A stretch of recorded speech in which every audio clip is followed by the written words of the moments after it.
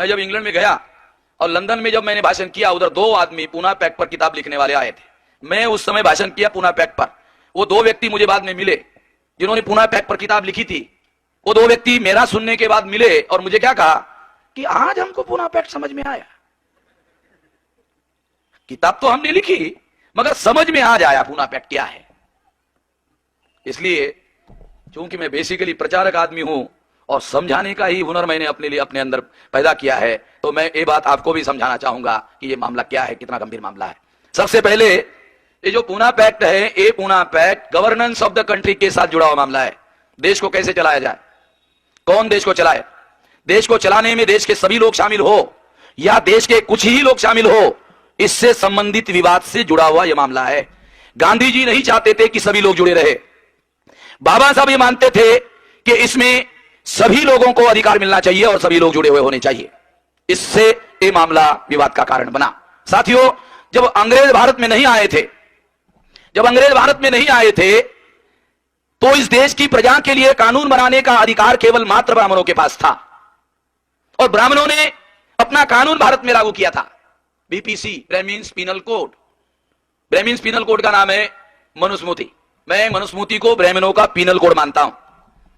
जब अंग्रेज भारत में आए तो उन्होंने ब्राह्मणों का पीनल कोड रद्द कर दिया, खत्म कर दिया और अंग्रेजों ने अपना इंडियन पीनल कोड लागू कर दिया। Indian penal code equality before law पर खड़ा था और ब्राह्मणों का penal code equality before law पर खड़ा नहीं था। और जैसे ही इंडियन पीनल कोड अंग्रेजों ने लागू किया, अंग्रेजों ने 1817 को नंद कुमार देव नाम के ब्राह्मण को फांसी पर चढ़ाया। 2000 साल के इतिहास में ब्राह्मण को फांसी की सजा होना, भारत के इतिहास में, क्योंकि मनुस्मृति में ब्राह्मण अगर हत्या भी करता है तो भी उसको फांसी देने का कोई प्रावधान नहीं है। इक्वेलिटी बिफोर लॉ के तहत ब्राह्मणों को 1817 में नंद कुमार देव नाम के ब्राह्मण को फांसी पर चढ़ाया गया। ब्राह्मणों को लगा कि साला ये अंग्रेजों का शासन ये हमारे लिए खतरनाक है, इसलिए ब्राह्मणों ने योजना बनाकर 1857 का जो विद्रोह है वो खड़ा किया। 1857 के पहले अंग्रेजों ने कलकत्ता में विश्वविद्यालय खोला, मद्रास में विश्वविद्यालय खोला, बॉम्बे में विश्वविद्यालय खोला। आपको हैरानी होगी, अंग्रेजों ने सोचा भारत के लोगों को विश्व का ज्ञान होना चाहिए। किसने सोचा? अंग्रेजों ने। भारत का जो नेतृत्व करने वाला वर्ग था उसने नहीं सोचा, अंग्रेजों ने सोचा भारत के लोगों को विश्व का ज्ञान होना चाहिए, विश्वविद्यालय ओपन किया। ब्राह्मणों ने सोचा अगर इस देश का शूद्र अतिशूद्र विश्व का ज्ञान ग्रहण कर लेगा तो ब्राह्मण को कौन पूछेगा। इसके विरोध में ब्राह्मणों ने विद्रोह करने की योजना बनाई। इस विद्रोह को अंग्रेजों ने कुचला। उसके बाद ब्राह्मणों ने दूसरे तरीके से हक और अधिकार हासिल करने की बात शुरू की। 1885 को कांग्रेस की स्थापना हुई। बाद में बाल गंगाधर तिलक कांग्रेस के बहुत बड़े नेता हुए। उन्होंने रेस्पॉन्सिबल गवर्नमेंट, पॉपुलर गवर्नमेंट में हिस्सेदारी की मांग की। इस हिस्सेदारी की मांग के तहत अध्ययन करने के लिए एक कमीशन अंग्रेजों ने भारत में भेजा, साउथ बरो। अंग्रेजों ने यह भी सोचा कि आज नहीं तो कल भारत छोड़कर हमको जाना पड़ेगा। भारत छोड़कर जाने के पहले अंग्रेजों ने सोचा कि हमारे छोड़कर जाने के बाद केवल मात्र ब्राह्मणों के पास विधिमंडल में कानून बनाने का अधिकार नहीं होना चाहिए, तो विधिमंडल का गठन किया जाना चाहिए और विधिमंडल में अलग अलग तरह के सामाजिक समूहों के लोगों को भी रिप्रेजेंटेशन होना चाहिए। छत्रपति शाहू महाराज जिंदा थे, उन्होंने भास्करराव जाधव को कहा और बैकवर्ड क्लासेस के लिए विधिमंडल में रिप्रेजेंटेशन की मांग छत्रपति शाहू महाराज के कहने पर भास्करराव जाधव ने की। बाबा साहब अंबेडकर ने अनुसूचित जातियों के लिए यह मांग की लिखित रूप से। उन्होंने मेमोरेंडम सबमिट किया। बाल गंगाधर तिलक कांग्रेस के नेता थे, बाल गंगाधर इसके विरोधी थे। हमारे लोगों को वो विधिमंडल में रिप्रेजेंटेशन देना नहीं चाहते थे। उनको मालूम था कि इसके पीछे छत्रपति शाहू महाराज है, इसलिए शाहू महाराज को चिढ़ाने के लिए बाल गंगाधर तिलक बेलगांव और कोल्हापुर के बीच में अथनी नाम का गांव है, अथनी। बाल गंगाधर ने सोचा अगर मैं कोल्हापुर संस्थान में जाता हूं तो छत्रपति शाहू महाराज का राज है और छत्रपति शाहू महाराज केवल राजा नहीं है, पहलवान भी है, पटक पटक कर मार सकते। इसलिए वो अथनी नाम का गांव जो कोल्हापुर के बॉर्डर पर था और कोल्हापुर संस्थान में शामिल नहीं था, अंग्रेजों के एरिया में था, वहां जाकर सम्मेलन किया ऐसा। और इस सम्मेलन में बाल गंगाधर ने भाषण किया। उस भाषण में क्या कहा? उस भाषण में जो कहा बहुत हैरत करने वाली बात है। क्या कहा? तेली, तंबोली और कुनभटों को, महाराष्ट्र में जिसको कुनबी कहा जाता है, आपके यूपी में इसको कुर्मी कहा जाता है, कुर्मियों को, तेली, तंबोली और कुर्मियों को संसद में, विधिमंडल में जाकर क्या हल चलाना है? विधिमंडल कोई जमीन है जिस पर हल चलाया जाए? बाल गंगाधर तिलक ने अपने भाषण में यह बात कही, प्राइवेट में नहीं, फुसफुसाकर नहीं कहा, पब्लिक मीटिंग में कहा, केवल कहा नहीं, अपने डेली पेपर में जो केसरी नाम का पेपर था उसमें उन्होंने इसको छपवाया। छापी हुई बात बता रहा हूं आप लोगों को, उनके अखबार में केसरी में ये छपी हुई बात है। जिन लोगों को ये दस्तावेज चाहिए मेरे से ले लेना। बाल गंगाधर तिलक ने क्या कहा? तेली को संसद में जाकर, तेली को विधिमंडल में जाकर क्या हल चलाना, तेली को संसद में जाकर क्या तेल निकालना है, दर्जी को संसद में जाकर क्या कपड़े सिलाना है, कुर्मियों को संसद में जाकर, विधिमंडल में जाकर क्या हल चलाना है, ये बात कही।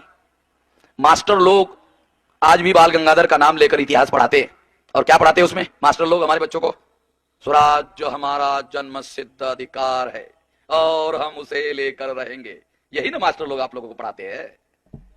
हमारा कोई ऑब्जेक्शन नहीं है कि मास्टर लोग ये बात पढ़ाते हैं, पढ़ाए। हमारा ये कहना है कि उसके साथ साथ एक और बात पढ़ाई जाए। कौन सी बात? तेली, तमोली और कुनभटों को, कुर्मियों को विधिमंडल में जाकर क्या हल चलाना है, ये भी पढ़ाओ। अगर दोनों बात एक साथ पढ़ाई जाए तो हमारे लोगों को समझ में आएगा कि बाल गंगाधर का स्वराज्य का जो आंदोलन था वो सभी लोगों के स्वराज्य का आंदोलन नहीं था। ये हमारे लोगों को पता चलेगा।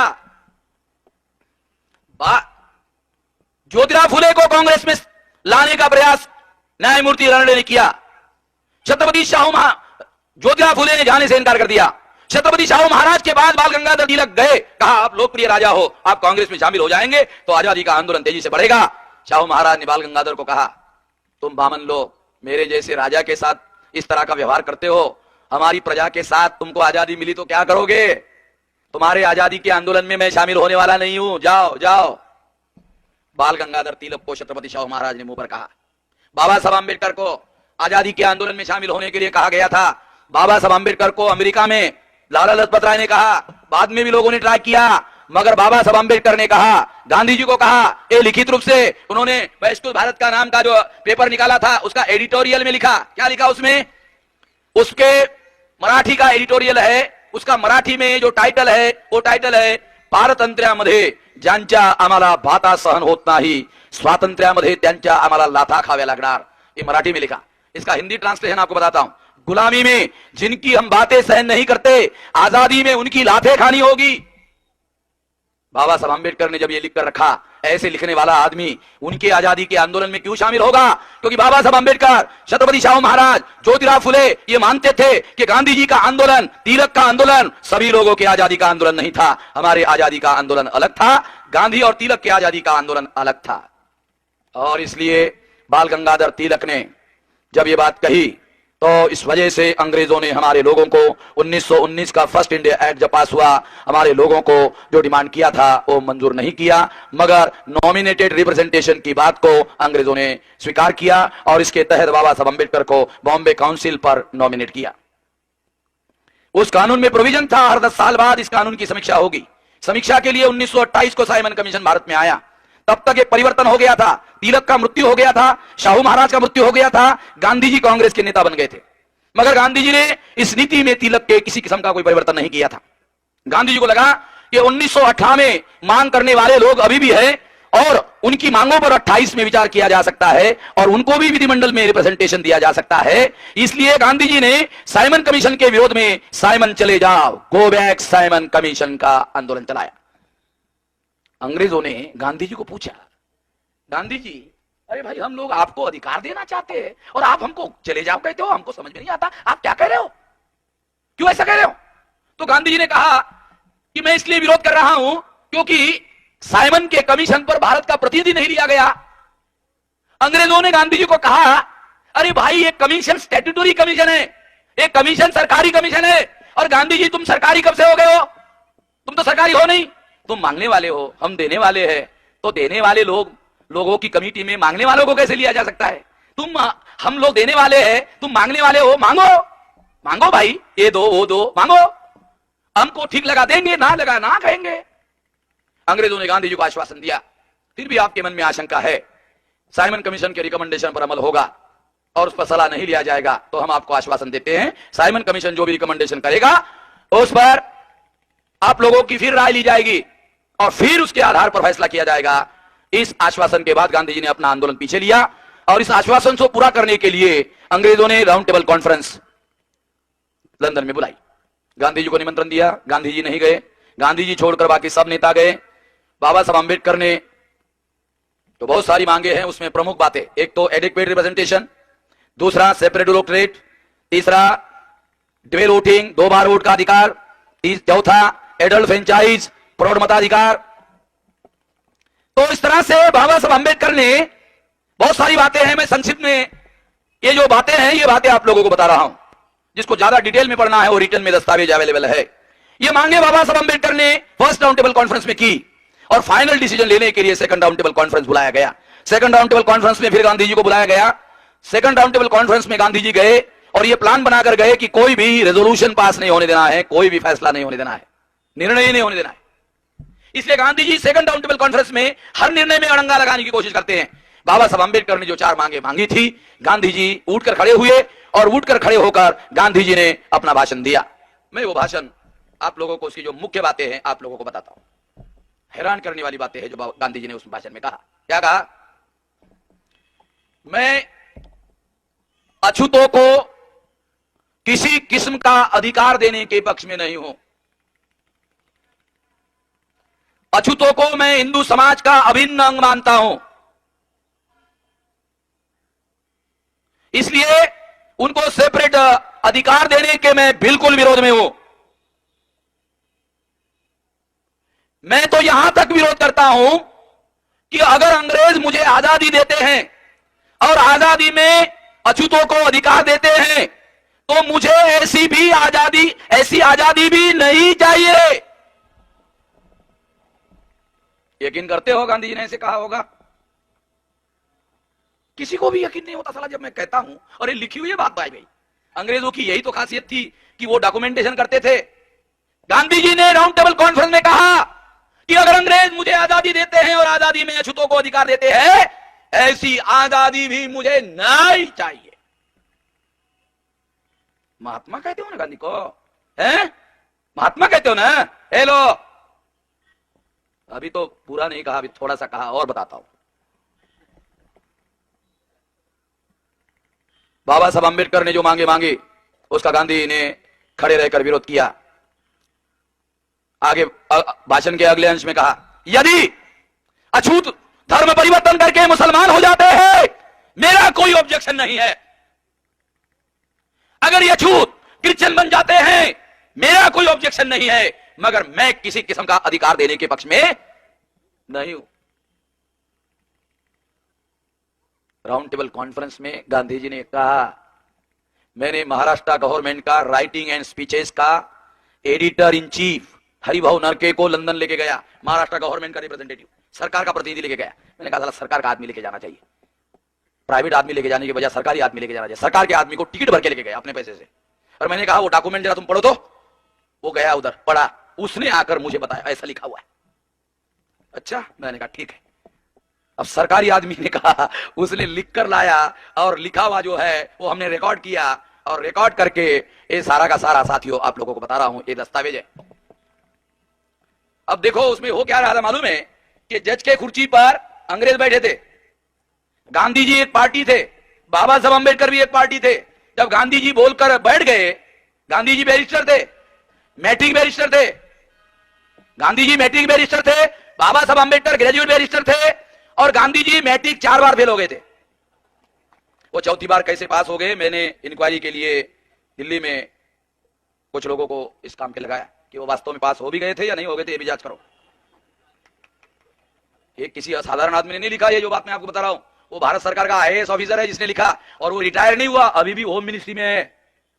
जिसने लिखा है वो बात आपको बता रहा हूं, और उसकी किताब पब्लिश हो गई। वो अभी भी होम मिनिस्ट्री में आईएएस ऑफिसर है। आप अंदाजा लगाओ कि वो आदमी ऐसे हवा में तीर मारने वाला नहीं है। स्वपन कुमार विश्वास ने आईएएस ऑफिसर है, उसने लिखा, मगर मुझे लगता है ये भी अधूरा है, जरा पूरा करना होगा इसको कि पास कैसे हुआ, जानकारी करनी पड़ेगी। फिर भी गांधी जी बैरिस्टर थे। बैरिस्टर आदमी बोलने में ज्यादा होशियार होता है। बाबा साहब अम्बेडकर भी बैरिस्टर थे, ग्रेजुएट बैरिस्टर थे, उठकर खड़े हो गए। जज के कुर्सी पर अंग्रेज बैठे, गांधी जी ने कहा अभिन्न अंग है अछूत हिंदू समाज का। बाबा साहब अम्बेडकर उठकर खड़े हो गए, गांधी को सवाल पूछा, गांधी जी बताइए क्या आप और आपके लोग अछूतों के साथ बैठकर रोटी खाते हैं।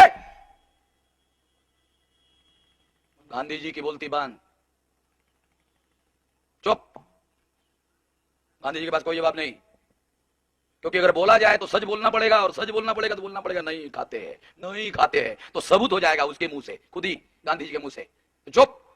दूसरा सवाल पूछा, क्या आप हमारे साथ रोटी का व्यवहार के साथ साथ क्या बेटी लेते हो, बेटी देते हो? रोटी का व्यवहार नहीं करते हो, बेटी का व्यवहार नहीं करते हो, क्या आपके कुओं पर हमारे लोगों को पानी भरने देते हो? गांधी जी की बोलती बंद। गांधी चुप। जज के कुर्सी पर अंग्रेज बैठे हुए सुन रहे। अंग्रेजों ने गांधी जी की तरफ देखा। गांधी जी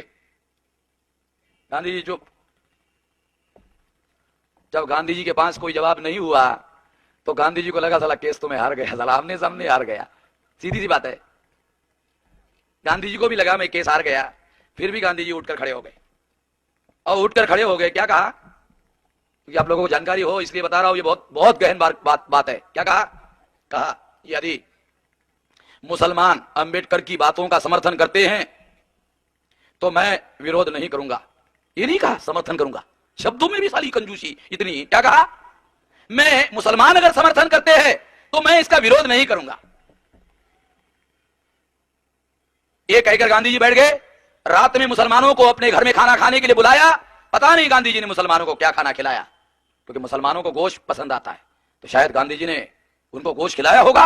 खुश करने के लिए कुछ भी राजनीति में कुछ भी किया जा सकता है। अब गांधी जी शाकाहारी थे, फिर भी मुसलमानों को गोश्त जरूर खिलाया होगा। और गोश्त खाने के बाद, गोश्त समझते हो ना, नहीं समझते हो? गाय का मांस को गोश्त कहते हैं। और इंग्लैंड में तो इसका कोई परहेज तो है नहीं, इंग्लैंड में तो यही मिलता है। तो खाना खिलाने के बाद गांधी जी ने मुसलमानों को कहा, आप लोगों की सारी मांगे मानने के लिए मैं राजी हूं। प्लेन पेपर पर मैंने साइन कर दिया, पहले साइन कर देता हूं, बाद में लिख लेना, तुम्हारी सारी बातें मंजूर। एक शर्त है, एक शर्त है, अंबेडकर की मांगों को विरोध करना पड़ेगा। प्राइवेट में मुसलमानों के साथ सौदेबाजी कर रहे गांधी जी कि मुसलमानों को हक देने के लिए मैं तैयार हूं। मैं गांधी जी कितने बड़े महात्मा थे ये समझा रहा हूं आप लोगों को, पता नहीं आप लोगों को समझ में आ रहा है कि नहीं आ रहा है। मुसलमानों के सारे अधिकार मानने के लिए मैं तैयार हूं, मगर अछूतों को कोई अधिकार देने के पक्ष में नहीं हूं। मुसलमानों को कह रहे हैं मेरी एक शर्त है, अगर अंबेडकर की मांगों को आप विरोध करोगे, सारी मांगे मंजूर करने के लिए मैं राजी हूं आपकी। मुसलमानों ने थोड़ा देर सोचा। थोड़ी देर सोचते ही मुसलमानों को समझ में आया ये गांधी बनिया है, और बनिया का स्वभाव होता है लेना देना नहीं। ये देने वाला मामला नहीं है, साला लगता है दे रहा है मगर देने वाला नहीं है। उसको समझ में आया कि गांधी जी मुसलमानों को अछूतों के साथ भिड़ाना चाहते हैं, लड़ाना चाहते हैं। ये खेल राजनीति का है। इसलिए मुसलमानों ने गांधी जी को कहा, गांधी जी हमारी बातें मंजूर है तो बोलो, इसका विरोध करो, उसका विरोध करो, ये हमसे बनने वाला नहीं है। अगर आपको मंजूर है तो ठीक है, नहीं तो वालेकुम सलाम, नहीं तो वालेकुम सलाम, जा रहे। मुसलमान वहां से निकले और सीधे बाबा साहब अंबेडकर जहां रुके हुए थे वहां गए और कहा गांधी जी ने हमको ऐसा ऐसा प्रस्ताव दिया था। दूसरे दिन बाबा साहब अंबेडकर ने एक प्रेस स्टेटमेंट रिलीज किया और कहा कि गांधी जी को इस तरह के षड्यंत्रकारी कार्यों में शामिल नहीं रहना चाहिए। अगर वो इसी तरह का कार्य करते रहे तो गांधी जी का महात्मापन ज्यादा देर टिकने वाला नहीं है। जब यह घटना घटित हुई तो गांधी जी को लगा कि मैं इस केस में पूरी तरह से हार गया हूं। इसलिए गांधी जी के पास एक ही रास्ता रहा, और वो रास्ता था अंग्रेजों को धमकी देना। गांधी जी ने अंग्रेजों को धमकी दिया कि यदि अंबेडकर की मांगे मानी गई तो मैं जान की बाजी लगा दूंगा। ये कहकर गांधी जी भारत आए, बॉम्बे में उतरे। उतरते ही अंग्रेजों की पुलिस ने गांधी जी को अरेस्ट कर लिया, येरवड़ा जेल में डाल दिया। 17 येरवड़ा जेल में डालने के बाद 17 अगस्त 1932 को कॉमन लॉ डिक्लेयर हुआ। बाबा साहब अंबेडकर की सारी मांगे मंजूर हुई। जब सारी मांगे मंजूर हुई तो गांधी जी ने प्रधानमंत्री प्रेमसे मैक्डोनाल्ड के सेक्रेटरी को लेटर लिखा। सेक्रेटरी ने गांधी जी को जवाब दिया और कहा जो हमको देना था हमने दे दिया। अभी ये अंग्रेजों और भारतीय लोगों के बीच का झगड़ा नहीं है, अभी ये अंबेडकर को हमने दे दिया है। अगर वापस लेना है तो वापस लेने का काम